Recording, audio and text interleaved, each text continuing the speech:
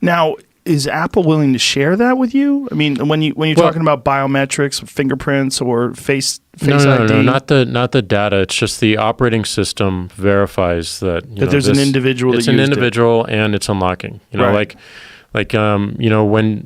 you use the our Cash App uses this, right? So Square's Cash App. When you want to make a transfer to someone, when you want to send someone money, or when you want to buy Bitcoin, we turn on Face ID and you verify that you are you and you are the owner of the phone, and then it goes. We don't get images of your face. We don't see who you are. Oh, that's what you want me to think. I know what you're saying. Yeah. That's all locked down by the operating system, and that's what it should be. Right, sure.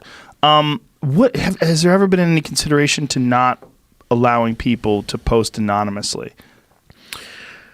Well, because I like what you said earlier about journalists and whistleblowers. That is critical.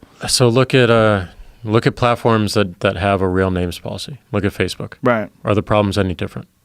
I don't know because I don't go there. But from what I understand, there's still a lot of arguing there. It's the same. A lot of political arguing. They're the same people. Vectors, same patterns. Aren't they older? It's like older in general. It seems.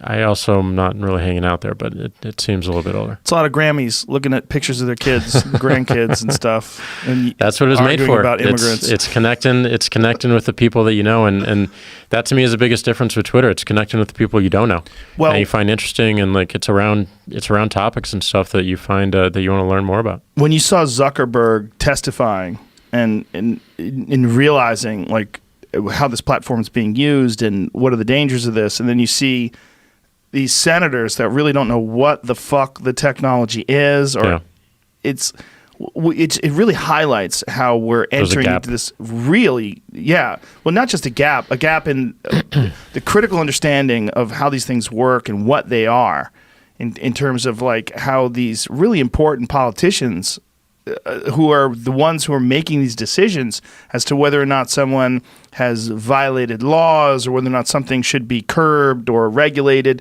Yeah. And they don't really even understand what they're talking about.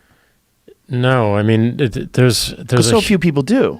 Because they're not using it directly. They're not using it in the way that people are using it every single day, and they don't have the same experience that people have every single day. And, in terms of regulatory and our regulators and our governments, I think the conversation is often about how regulators will come in and start writing rules and setting expectations for how companies or services might behave. But there's a role for the company to educate, and there's a role for the company to educate on like what technology makes possible, whether it be positive and also some of the negatives that become possible as well. So I think we have a role to help educate and to help make sure that we're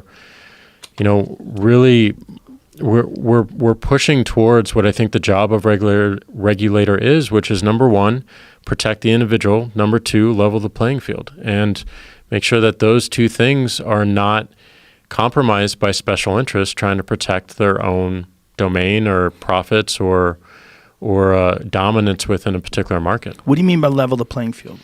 Level the playing field so that an individual has the same opportunity that someone else might have or a company might have.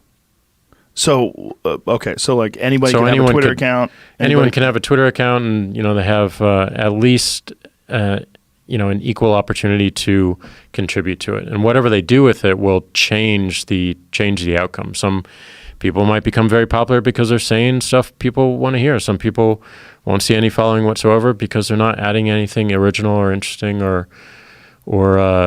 different in terms of perspective.